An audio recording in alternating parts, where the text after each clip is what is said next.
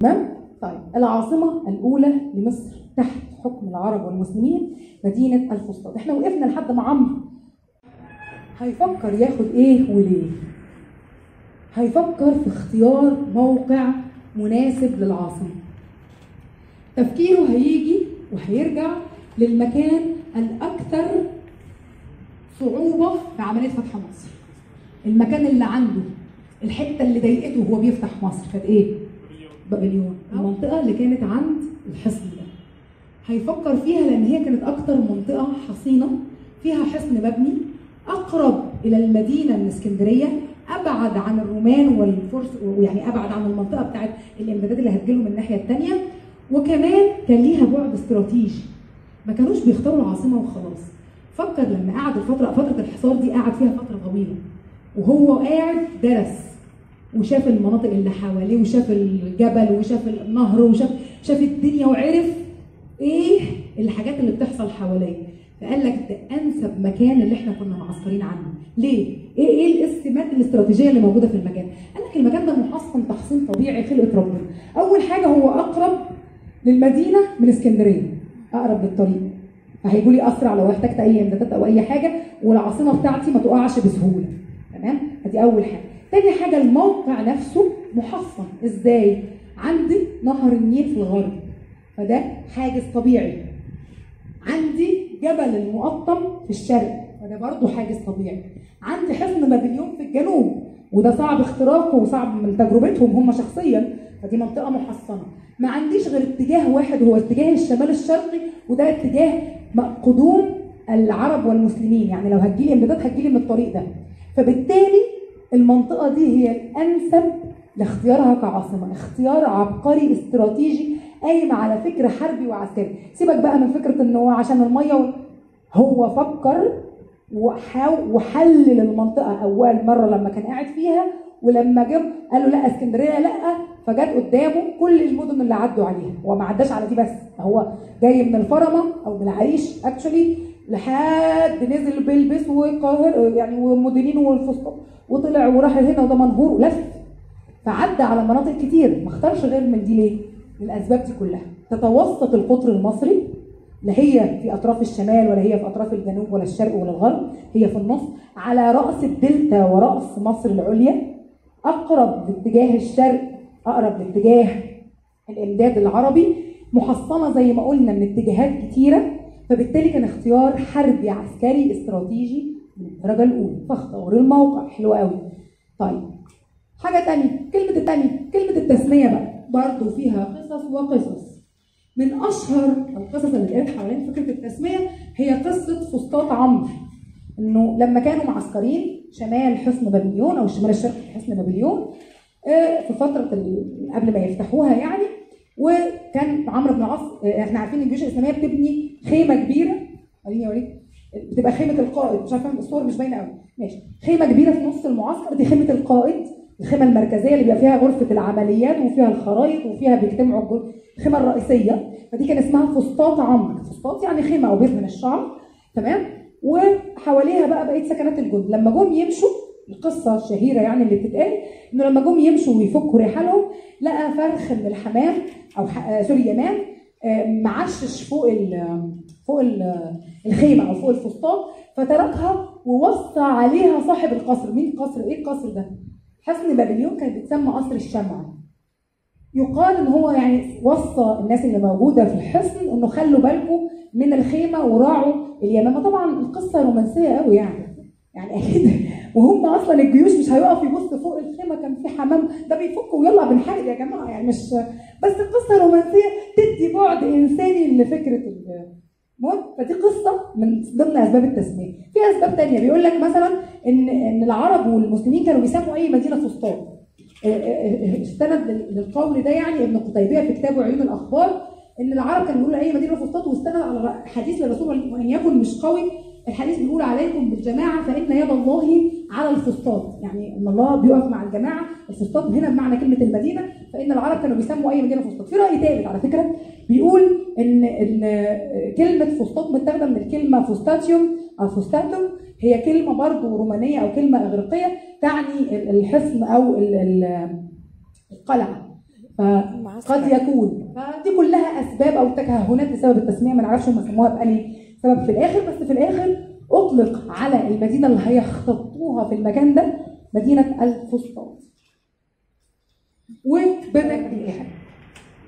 المهم اختط المسجد حوالي 15 متر في 25 متر تقريبا، حاجه يعني مش ضخمه قوي، وحتى سقفه يقال انك كنت تقدر تطوله بايدك، يعني ما فيهوش بقى لا الفخامه ولا العظمه ولا القصص بتاعت الحاجات اللي هي ايه جت بعد كده. وعلى فكره فضل كده فتره لحد بقى ما بدا الولاة ان هم يكبروا، دلوقتي يعتبر 40 ضعف المساحه الاصليه بتاعته. تمام. واختط المسجد وبناه في المنطقه دي لحد ما جه اول واحد جدده مسلمه بن مخلد الانصاري او مخلد الانصاري سنه 672، وبدا يكبره وعمل الاربع مآذن اللي ما كانوش مآذن. الاربع مآذن دول كانوا 4 ابراج، لان لحدها كانت العرب والمسلمين ما بيبنوش مآذن بالمعنى بتاع المأذنه اللي احنا عارفينه دلوقتي، كانت ابراج ركنيه. برضه في محاضره تطور المساجد بنتكلم عن العناصر وتطور العناصر وكل عنصر بدا ازاي وليه وايه السبب الكلام ده. وكان المسجد نواه المدينه. بعدها هيبدا يختط المدينه، يعني يقسمها لخطط. كلمه خطط يعني احنا حتى نقرا خطط المقريزي، يعني ايه خطط؟ خطط يعني احياء، لا خطه يعني حي. خلاص. فاختط المدينه وقسمها، مدينه الفسطاط اقصد يعني، وقسمها ما بين القبائل. طبعا حصلت مشكله، كله عايز يقعد فين؟ جنب الجامع، عايز يقعد في المركز. هو الجامع اتبنى على النيل على فكره، جامع عمرو بيقال انه لما اتبنى كانوا بيتوضوا من النيل، يعني كان على الميه على طول، يعني قدام الميه على طول. فكل القبائل عايزه تنال الشرف ان هي تبقى فين؟ اول حاجه لازقه في الجامع، اول حاجه جنب الجامع. فقال لك لا، انا هختار 4 هم اللي يقوموا على تخطيط المدينه: معاويه بن خديج التجربي، وشريك بن سمي الغطيفي، وعمرو بن محزم الخولاني، وجبريل بن نشره المعافي. ال4 دول كانوا من كبار القبائل اللي مع المسلمين. خلاص. واختطوا بالقبائل، لقريش خطه وللانصار خطه واسلم وغفار وجهينه واهل الرايه، هم كانوا ذوي الخطه الاكبر او ذوي الحي الاكبر والاقرب الى الجامع. اهل الرايه اللي هم الصحابه ومن ليس له قبيله، يعني المجموعات اللي جايه ايه؟ فرادى، اللي مش جاي بقبيلته. يعني في مجموعات جت قبائل يعني او مجموعات كبيره، وفي ناس جت ايه؟ الحماس بياخد. اوكي. فبدا يقسم الخطط. طيب المساكن بقى كانت عباره عن ايه؟ قال لك ان طبعا عمرو اختط او عمل لنفسه دار عمرو الكبرى ورا المسجد او قدام المسجد، عمرو الكبرى وعمرو الصغرى، واحده ليه وواحده لابنه. وبعد كده بداوا يعملوا الايه؟ المباني او البيوت بتاعت كبار الصحابه حوالين بقى المسجد.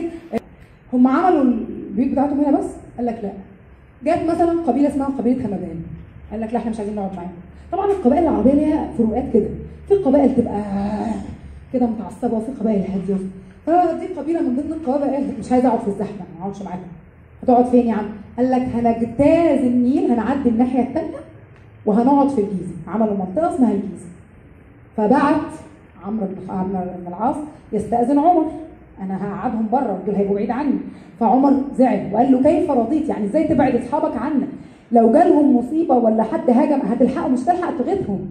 فلو سمحت ابعت تطلب منهم ان هم يرجعوا، ولو ما رضيوش وعجبهم مكانهم وانبسطوا كده وخلاص الحته استقروا فيها وعجبتهم، ابن لهم من فيء المسلمين حصنا. يعني ايه؟ يعني لو ابعت الاول انهم لا تعالوا اقعدوا معانا، رضيوا كان بها وخير اللهم اجعله خير، ما رضيوش وعجبهم المكان، ابن لهم من الفلوس بقى اللي هتجيلك بقى من خراج وجزيه وحاجات زي كده من فيء المسلمين فلوس، ابن لهم حصن او قلعه عشان يحتموا فيها، لان دول هيبقوا بعيد عنك مش تلحقوا.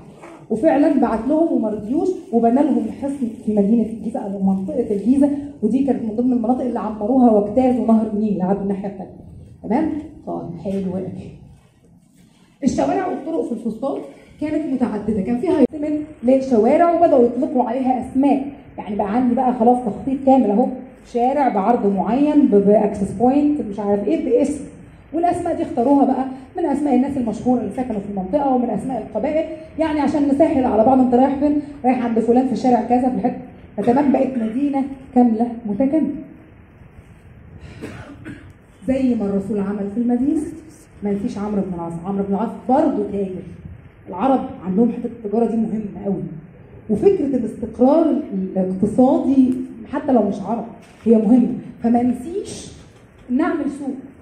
وفعلا لان مدينه الفسطاط كانت مينا، كانت على النيل وفي نص مصر، اللي جاي من الجنوب هيعدي عليها واللي جاي من الشمال هيعدي عليها، وفي اتصال ما بينها وما بين البحر الاحمر من خلال قنوات موجوده من ايام الفراعنه. حد فاكرهم؟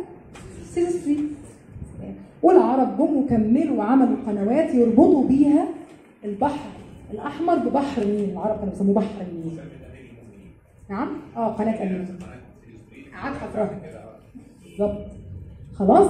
فالمكان ده مكان ميناء استراتيجي، يبقى انا اسيبه؟ لا، اعمل فيه سوق مركزي كبير يقابل اللي جاي من الجنوب واللي جاي من الشمال واللي جاي من الشرق. وبالفعل عمل سوق الفسطاط، وده اللي هيكمل على فكره في مدينه الفسطاط. كل الحقب والعصور اللي هناخدها بعد كده الفسطاط مش هتبقى العاصمه بس، هتبقى المركز الاقتصادي ومركز السوق ومركز الحرف والناس اللي عايشه. هو ده اللي هيخليها تفضل مقاومه الزمن، مش هتندثر زي العصر اللي هنتكلم عليها مثلا بعد شويه. ماشي؟ بالرغم انها اتحرقت مره واثنين وثلاثه. خلاص؟